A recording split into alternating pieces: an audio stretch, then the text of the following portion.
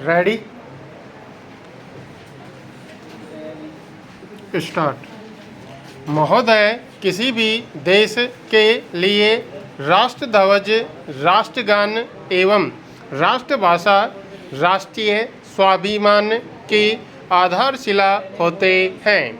स्वाधीन भारत में राष्ट्र ध्वज एवं राष्ट्रगान स्वाधीनता प्राप्त होने के दिन से ही अपना लिए गए, किंतु भारतीय भाषाओं को अपना वह स्थान जो भारतीय संविधान में अपेक्षित है समुचित रूप में अभी तक प्राप्त नहीं हुआ है।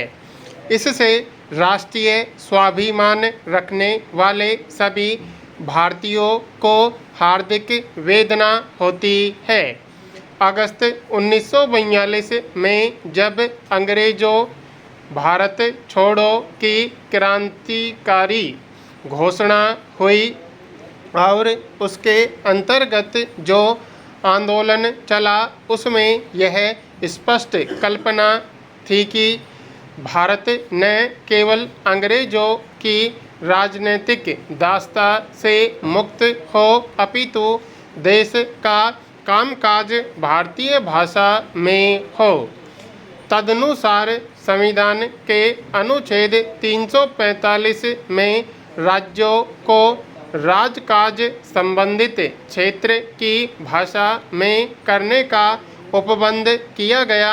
अनुच्छेद 343 में केंद्रीय सरकार के कामकाज और अनुच्छेद 346 में अंतर्राज्यीय पत्राचार आदि के लिए हिंदी को अपनाने का उपबंध किया गया। संविधान में इस प्रकार की व्यवस्था हो जाने पर हिंदी तथा अन्य भारतीय भाषाओं का उपयोग सरकारी क्षेत्रों में होना आरंभ हुआ है, किंतु पर्याप्त मात्रा में नहीं।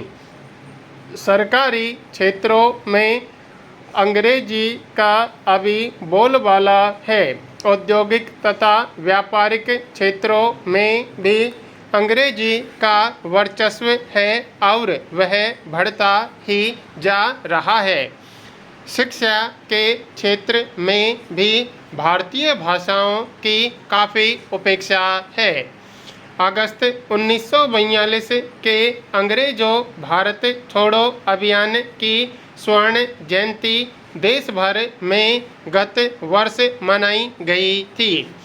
उस जयंती में कुछ औपचारिक कार्यक्रम हुए, परंतु उस अभियान के पीछे जो राष्ट्रीय भावना थी वह स्वर्ण जयंती समारोह में दिखाई नहीं पड़ी।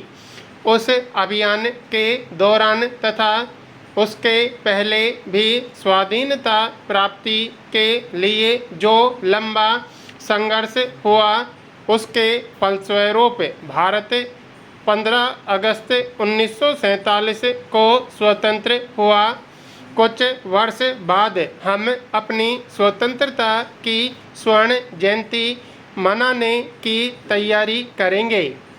क्या उस अवसर पर भी कुछ औपचारिक समारोह कर लेना पर्याप्त होगा अथवा कुछ और कदम उठाने उचित होंगे जो सिद्ध कर सकें कि हम केवल राजनीतिक दृष्टि से ही स्वतंत्र नहीं हुए हैं, हम विदेशियों की मानसिक दास्ता से भी मुक्त हो पाए हैं। सभी स्वाधीन देश अपने देश की भाषाओं में सहज एवं स्वाभाविक रूप में काम करते हैं। विदेश के लोग जब भारतवासियों को अनेक काम अंग्रेजी में करते हुए देखते हैं तो उन्हें इस पर आश्चर्य होता है। अनेक बार वे भारत के नेताओं, विद्वानों तथा सरकारी अधिकारियों से पूछ भी बैठते हैं कि क्या भारत की अपनी कोई भाषा नहीं है। ऐसे प्रश्न पूछे जाने पर भारतवासी कुछ क्षण के लिए लज्जित होते हैं। थोड़ी देर के लिए उनका राष्ट्रीय स्वाभिमान जागृत होता है।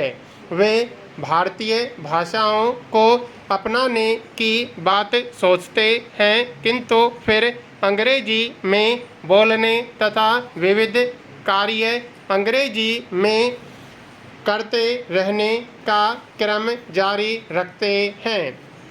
इससे अंतर्राष्ट्रीय जगत में भारत अभी भी उपहास का पात्र बना हुआ है। भारत में ऐसे व्यक्तियों की कमी नहीं है।